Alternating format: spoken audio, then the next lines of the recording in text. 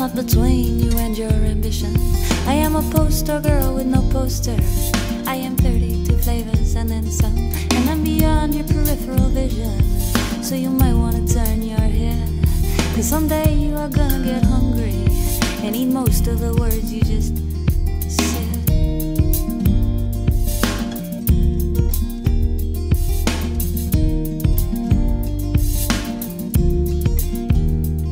Both my parents taught me about goodwill, and I have done well by their names. Just the kindness I lavished on strangers is more than I can explain. Still there's many who turned out their porch lights. For you, what is a woman?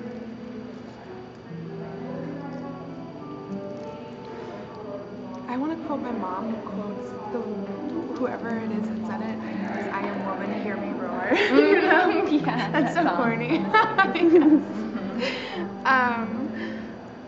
don't know. Woman is everything. Woman is, you could go, that's such a big question. I know. Woman is earth. Woman is, I'm such a cornball when you ask me this. I don't know. I don't want to answer. I don't know. Woman is everything. I feel like there's a female part and a male counterpart to everything. So, can you tell me a little bit about your piece, about your poem you wrote? Okay. I wrote a poem, spoken word. I do a little spoken word, and I took your Ariel's in my class. Hi. Gender and rhetoric, and so we talked about where, like, your first question, what is woman, what it is to be a woman. And we talked about it's Betty Friedan's sisterhood, right? And how, like, if that's possible. Yeah. So, and then we started talking about is there a womanhood? Do we have a sisterhood? I'm sorry. And do we have a sisterhood on St. Catherine's? Is it possible to have a sisterhood? And I started thinking about and then we watched, like, something about how the media portrays women and what it is to be an empowered woman nowadays. And to me, the image of an empowered woman that's sold to us is what was called the midriff, and it's like a stick-thin girl, their belly shown, long hair, very, like, typecast.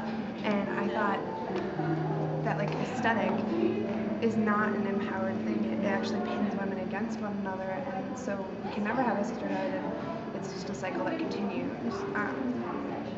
And then I talked about how St. Catherine's, I was kind of disappointed. My next question is about this. Kind of how St. Catherine's doesn't really facilitate a sisterhood the way that I thought it would. And so, like, you can think of it as, there are, like, direct questions in it, I guess, and you can think of it as St. Catherine's words. It's really a call to women to get empowered, to be a woman and make that sisterhood happen. So what drew you to this particular art opening? Why did you decide to submit a piece? Well, I'm an art major here, and I saw the posters around the art building, and it was at the point of the semester where I'm working on this series of what it means to be a woman, so it was perfect that there was this exhibition, almost, that it was meant to be. And I was complaining to my professors and friends that my art is just sitting up in my studio, and so I saw these posters and it was just perfect, and that this is what my work has always been about, of what it means to be a woman. Do you feel like you could answer that question for me off the cuff right now? I could give a stab. So I think I'll explain it in terms of my artwork, because it helps me, because I'm a visual art person. But my series of my works is about my different roles as a woman. I feel not that I'm torn between different aspects of being a woman, but I feel I relate to different, like I said, aspects of being a woman. Why do you think it's important that women see themselves reflected in art?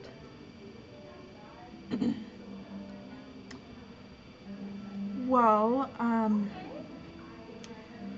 giving, like, an art historical background, I would say women a lot in art have been the subjects, whether they be nude or, you know, painted in these very seductive poses, or I don't even know if I would say seductive, of course seductive, but vulnerable positions and invulnerable pieces of artwork. They are viewed as an object, and I myself wouldn't be proud to be depicted like that.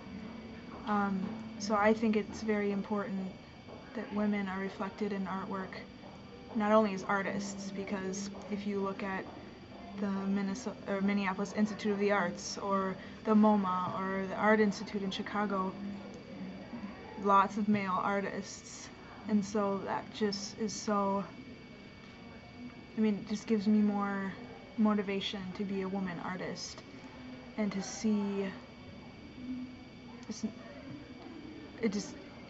it empowers me more, or it makes me more excited and motivated. But for women to be reflected in artwork, it's just really great, because finally I feel like in this contemporary movement that we are in, whatever we call it, there's more and more women, and I just think it's really great to see that. Can you tell me a little bit more about how your gender or how womanhood plays into your art? I think one of the reasons it took me so long to realize that I wanted to be a comic artist was that, you know, my humor is very blunt, and I think my humor is very masculine, and it can be hard because I'm not very flowery. I've always been this way, and I felt somewhat that it was wrong, and I should go for more of a career, like a real job, and I've just never been dedicated to that. I try other things, like I've always been opposed to taking a woman type job, because I've been trying to fight the women stereotype for my whole life, because I don't think it's right, and I've seen so many women just like, they're not happy in their life with what they're doing, but they took a role because they thought it was socially correct. So maybe my comics are a way for me to oppose that, but at the same time, it's just always something I've loved doing, and I guess really it's never been like I'm trying to fight to prove that women should be equal in the art world, but just more,